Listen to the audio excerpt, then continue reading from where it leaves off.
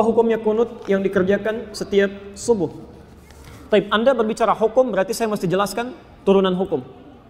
Ingat, bedakan ini ya, ada hukum dan sikap hukum, itu beda. Hukum dan sikap hukum. Kalau sikap hukum, itu pilihan seseorang untuk menentukan dan memilih hukum mana yang sesuai. Tapi kalau hukum saja, itu berarti semua turunan hukum yang dipesankan oleh Al-Quran dan Sunnah. Misal, hukum tentang bismillah itu bisa dibaca 4 cara dalam sholat. Seperti saya terangkan tadi malam. Bisa dijaharkan, disirkan, tidak dibaca sama sekali, atau dibaca rakaat pertama, selanjutnya tidak. Tapi sikap kita terhadap itu memilih salah satu. Itu sikapnya. Nah, kadang-kadang mohon maaf, kalau hukumnya sudah ada pilihan, tapi sikap hukumnya berbeda, sepanjang dalam kerangka hukum itu tidak perlu kita kemudian berselisih. Sepanjang dalam kerangka hukum yang sama. Karena kita tidak mungkin memaksakan seseorang selalu sama dengan kita. Kecuali kalau pada hukum yang sifatnya satu dalil, satu contoh, dan tidak ada sikap lain kecuali itu saja. Seperti saya terangkan dalam kesempatan tadi malam. Nah, sekarang tentang kunut. Kisahnya dimulai di saat Nabi SAW dalam fase dakwah, ya, di awal-awal masa Islam di Mekah, tiba-tiba kedatangan tamu dari distrik Bi'ur Ma'unah. Bi'ur Ma'unah agak banyak ini. Ya. Menyampaikan bahwa, ya Muhammad, ya Rasulullah, di tempat kami orang-orang yang masuk Islam. Semuanya masuk Islam. Awal masa dakwah, kedatangan informasi satu desa, bedol desa masuk Islam. Kira-kira senang atau tidak? Senangnya luar biasa. Maka mereka minta dikirimkan guru-guru untuk mengajar. Dikirimkanlah oleh Nabi SAW 70 orang penghafal Quran. 70 orang penghafal Quran. Di saat-saat masa awal-awal keislaman, tidak banyak penghafal Quran. Dikirimkan 70 orang ke sana. Singkat cerita, ketika beliau sedang menunaikan sholat, dalam riwayat disebutkan sholat subuh, yang lain mengatakan sholat maghrib, tiba-tiba turun malaikat Jibril menyampaikan bahwa orang-orang tadi yang datang kepada Muhammad, mereka menipu. Karena ternyata orang-orang itu ketika sampai di Bir Ma'unah semuanya dizalimi, bahkan dieksekusi dan syahid. Ya, jadi mereka semua dibantai, dibunuh. Jadi ada yang menipu mengatakan masuk Islam, dikirimkan pengajar tapi kemudian disakiti, dizalimi. Nabi dengan sifat kemanusiaannya marah pada saat itu. Kemudian beliau berdoa kepada Allah Subhanahu wa taala. Ada yang mengatakan doanya sebelum ruku, ada yang mengatakan bangkit dari ruku. Maka beliau mengatakan Allahumma adzib fulan, Allahumma al'anhum. Ya Allah, tolong hukum si fulan, tolong laknat si fulan. Bahkan disebutkan sebagian dari suku-sukunya. Bani kedha, bani kedha, bani kedha. Itu berlangsung selama sebulan. Berlangsung selama sebulan. Hingga turunlah kemudian Quran surah ketiga Ali Imran ayat 128 sampai 129. Posisi paling kanan sebelah bawah di mushaf standar. Quran surah ketiga Ali Imran ayat 128 sampai 129. Ayat 128 ini poinnya. Laisa laka minal amri syai'un aw yatuba 'alaihim aw yu'adzibahum fa innahum zalimun. Ketika Nabi berdoa dengan kalimat hukum ya Allah, laknat si fulan ya Allah, tiba-tiba ayat yang turun itu begitu mengejutkan.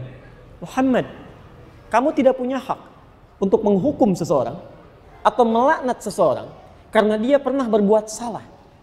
Hak Allah untuk menentukan siapa yang dilaknat atau untuk menghukum seseorang. Perhatikan, ini kalimatnya indah sekali. Indah sekali. Ini ingin memberikan keterangan kepada Nabi SAW bahwa tugas Nabi itu berdakwah dalam kebaikan. Sekalipun cuma berdoa, maka bila bisa berdoa yang baik-baik, maka hindarkan doa yang tidak baik.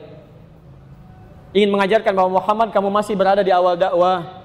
Jangan cepat merasa panas, kemudian cepat menyinggung, minta dihukum dan sebagainya. Kalau nanti sikapnya seperti itu, nanti lama-kelamaan gak ada bedanya dengan umat terdahulu. Nabi Nuh ketika umatnya mulai menyimpang, minta kepada Allah, ya Allah, setelah berdakwah ya Allah, umat ini gak mau menerima ya Allah, maka turun azab Allah Subhanahu wa taala. Kamu untuk umat terakhir sampai dengan kiamat. Kalau sikap sekarang minta umatnya dihukum, maka bagaimana dengan sikap dan keadaan mereka nanti sampai kiamat? Jangan-jangan gak ada umat nanti sampai kiamat, karena nabinya belum apa-apa sudah minta kemudian untuk menghukum.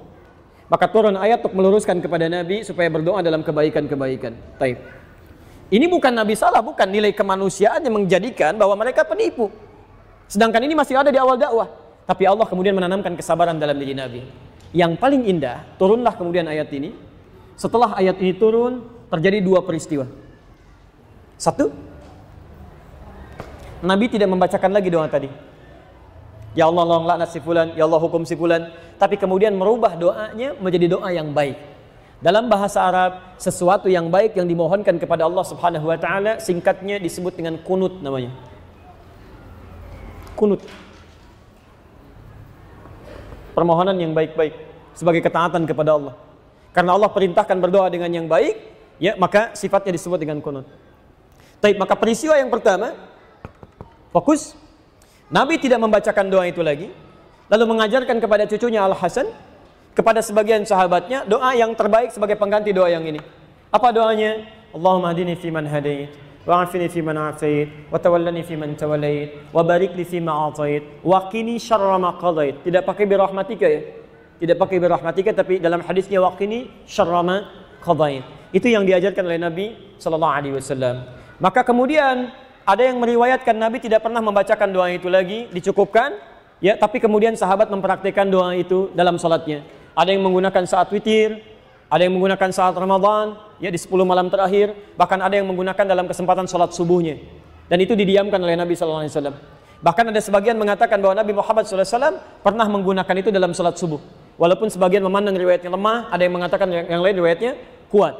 Dari sini, Bapak Ibu sekalian, karena Nabi sallallahu alaihi wasallam tidak mempraktikkan doa yang tidak baik tadi, kemudian mengajarkan doa yang baik ini, dan beliau mendiamkan sahabat yang mempraktikkan, tidak melarangnya, ya, maka disinilah kemudian para ulama melihat itu, lalu menyikapi dan mengambil kesimpulan dengan 3 kesimpulan.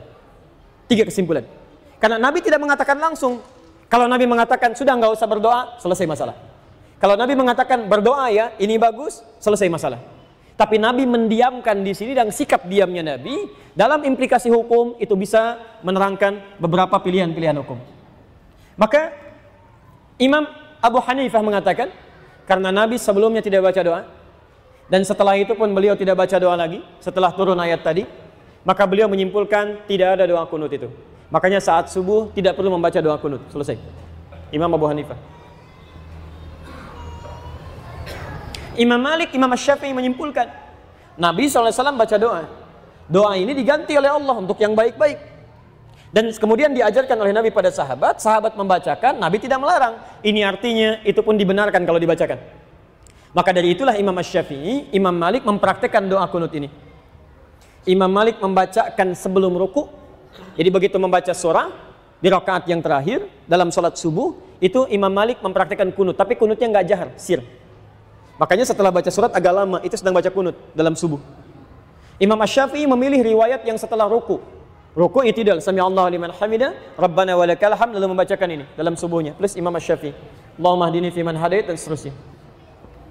Imam Ahmad bin Hanbal mengambil jalan tengah. Ini Nabi sebelumnya nggak berdoa.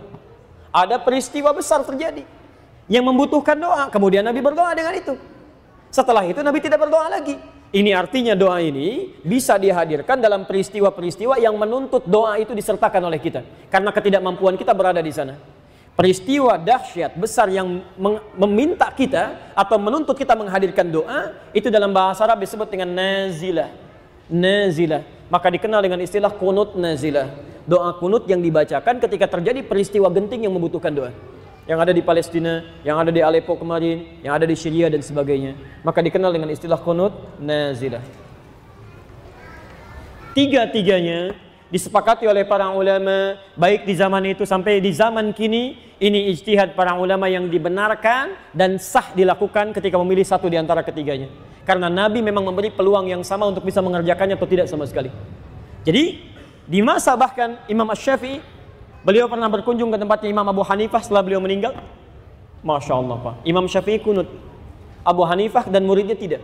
Begitu sampai ke tempat Imam Abu Hanifah, murid Imam Syafi'i mengatakan, ketika Imam Syafi'i diminta jadi imam, Syekh tafadhal, taumu bin nas, tusalli bin nas, Anda jadi imam. Murid Imam Syafi'i mengira Imam Syafi'i akan kunut. Mereka mengatakan pendapat kita akan unggul di sini. Tapi ternyata ketika sholat subuh, Imam Syafi'i tidak kunut. Tidak kunut. Apa kata muridnya setelah sholat? Syekh, lima lam taknut, kenapa Anda tidak kunut? Kata beliau, saya menghormati pendapatnya Imam Abu Hanifah yang berlaku di tempat ini. Masya Allah. Imam Syafi'i kunut, tapi ketika berkunjung di tempat yang tidak kunut, beliau tidak mempraktikkan kunut. Imam Ahmad bin Hanbal juga, Masya Allah, beliau kunutnya nazilah, tapi ketika beliau berada di tempat Imam Syafi'i, beliau kunutnya kunut seperti biasa, bukan nazilah lagi. Jadi di sini indah sekali, para ulama saleh, hafal Quran, menulis kitab hadis, dekat dengan Allah, saling menghormati satu sama lain. Walaupun beda pendapat, tapi masih bisa minum teh sama-sama, tersenyum sama-sama, dan ada dalam kebaikan. Antum bukan imam besar, jadi makmum juga jarang, hafal Quran juga tidak, hadis belum dituliskan, Masya Allah. Kenapa masalah ini jadi pada ribut? Yang kunut benar, yang tidak kunut benar, yang salah, yang tidak sholat subuh. Selesai. Nah sekarang selesai sederhana. Jika imamnya kunut, antum ikut kunut. Mengaminkan, selesai. Ya persoalan mengangkat tangan atau tidak itu persoalan lain. Tidak harus mengaminkan mengangkat tangan. Saya tadi subuh imamnya kunut. Saya mengaminkan tapi tidak harus mengangkat tangan. Kalau imam dia berdoa boleh mengangkat tangan. Ya, jadi begitu mengatakan Allahumma hadina fiman hadait, saya katakan amin. Karena makmum itu tugasnya mengikuti imam. Dan kalaupun imamnya nggak kunut, antum biasa kunut, antum nggak usah kunut. Apalagi imam salam, antum sujud sahwi itu nggak usah. Awas jangan terlampau soleh di sini. Awas karena tugas makmum itu mengikuti imam. Imam ruku, antum ruku. Imam sujud, antum sujud. Imam kunut, antum kunut. Imam nggak kunut, antum nggak usah kunut. Selesai ya? Gampang sebetulnya. Allahu Akbar. Yang salah, yang tidak, kita sepakat di situ.